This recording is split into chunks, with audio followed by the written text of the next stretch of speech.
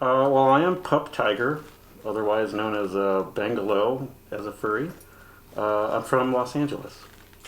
Have you originally come from the fur community? Yes, yes, I did. Uh, yeah, well, I've been I guess, closet furry since the 90s, and I guess I recently just came out as gay and furry at the same time, just about 4 years ago. Wow. And I dare I say, underneath the hood, you are a bit furry as well. Yes, that's true. So, what's the connection for you between human pup play and the furry fandom?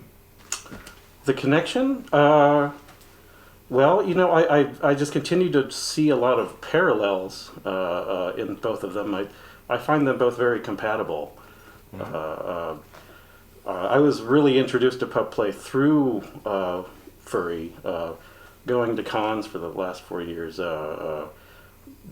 Pups would just be there, and at first I don't remember what I thought at first, but I saw them and maybe I just thought they were just furries with rubber costumes, I guess, and began to befriend more and more. Well, meet them through friends of friends, and they become my friends, and yeah, that's kind of just came to know about the whole pup thing. I would imagine that you have a fursona. Yes. How different is your fursona from your pup persona? It is.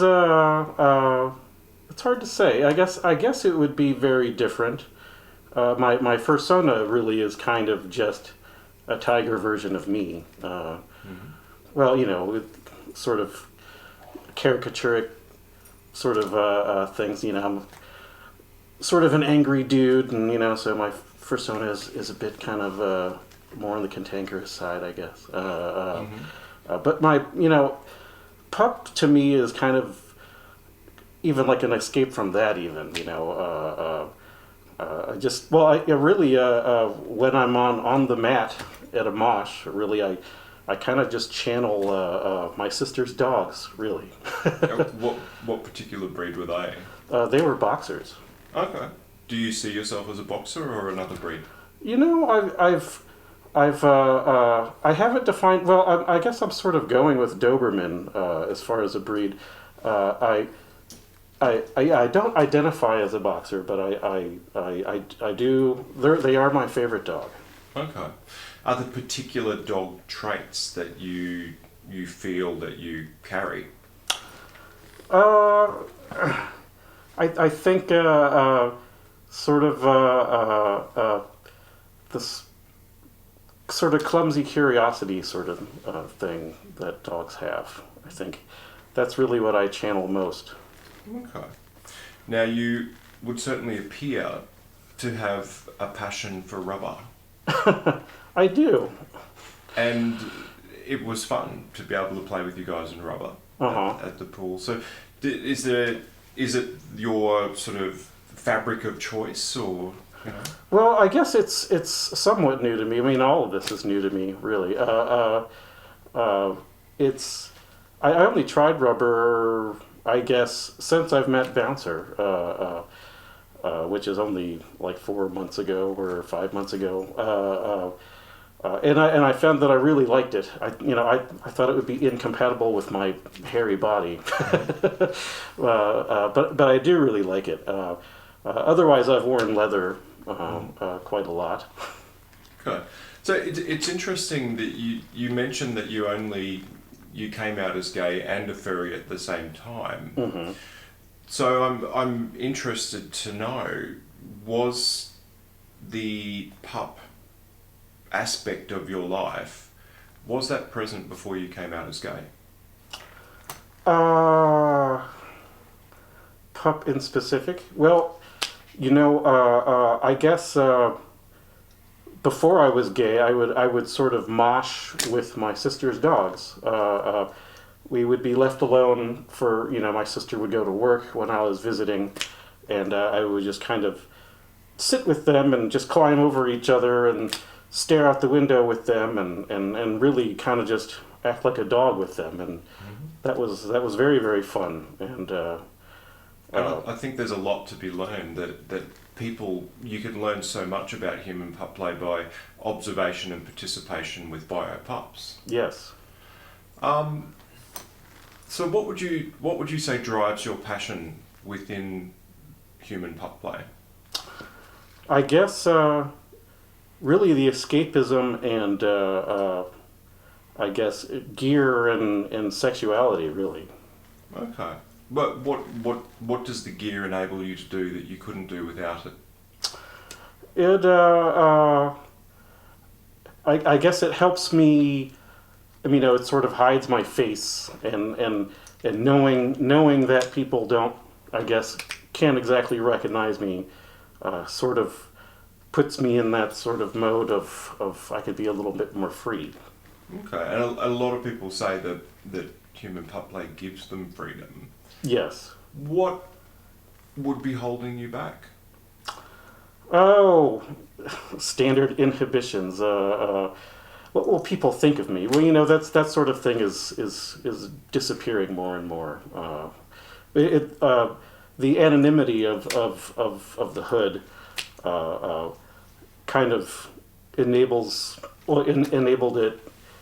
me to get into it more easily, I guess. Okay. And I think that's common for a lot of people, and a lot of people won't go into animal role play for fear. Yes. What would you say to somebody who was in that situation? They were fearful about trying this, but when they know in their hearts that that's really what they want to have a go at. Well, yeah. I mean, in my own, I guess, coming out story, it was.